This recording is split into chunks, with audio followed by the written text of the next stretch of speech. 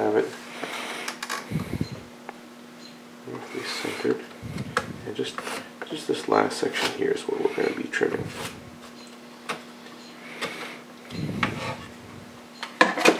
So that's my actual fingerboard, but I'm not sure how this neck is going to sit in the pocket of the neck at this point of the guitar. So just to play it safe, I'll draw a line 1/8 of an inch outside that line that I just drew. So the first line that I drew was the actual fingerboard width. The second line is my oversized line. And if you take note from the end, that line is inside this big dovetail piece of wood that's there that I don't need anymore. Now, assuming this is my center, and I'm going to have a heel cap that's roughly 1 inch long and 3/4 of an inch wide. I think it's sort of like a Martin style. I'm going to cut it oversized, 1/8 of an inch or so on each side. So I'm going to be basically cutting a big, huge heel out of this. So I'll be removing this material.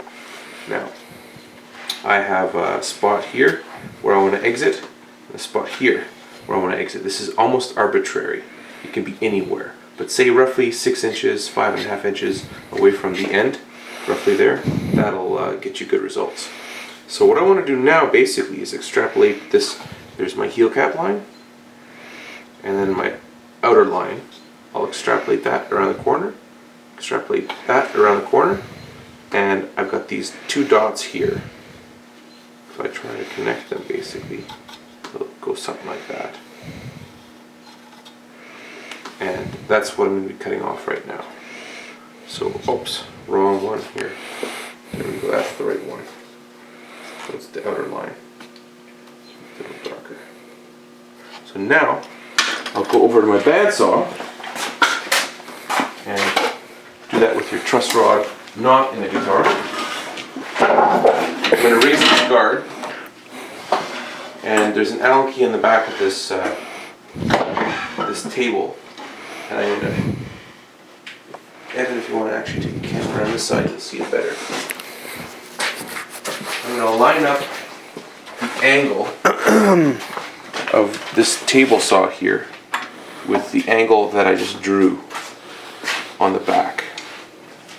And I'm going to come over here, and I'm going to line up this pencil line I drew on the side, and I will push it through.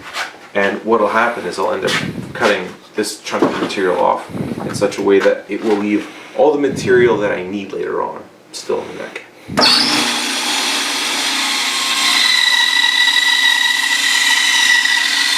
Don't have your thumb here. That'd be bad.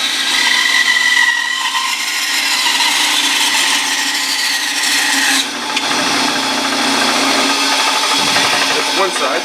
It's gone.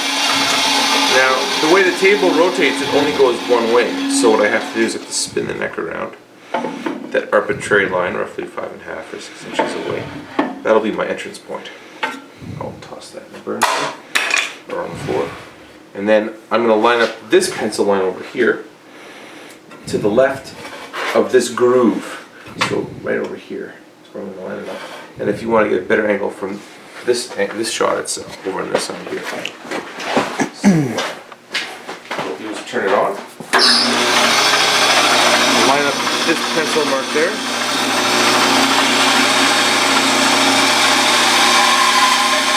And you don't push there. Push it here or over here. Your hands out of the way.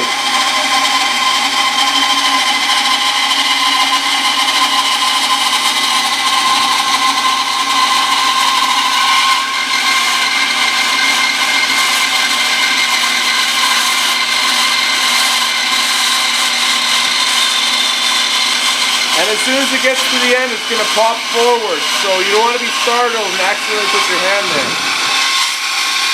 Don't use lots of pressure, just slowly let it cut.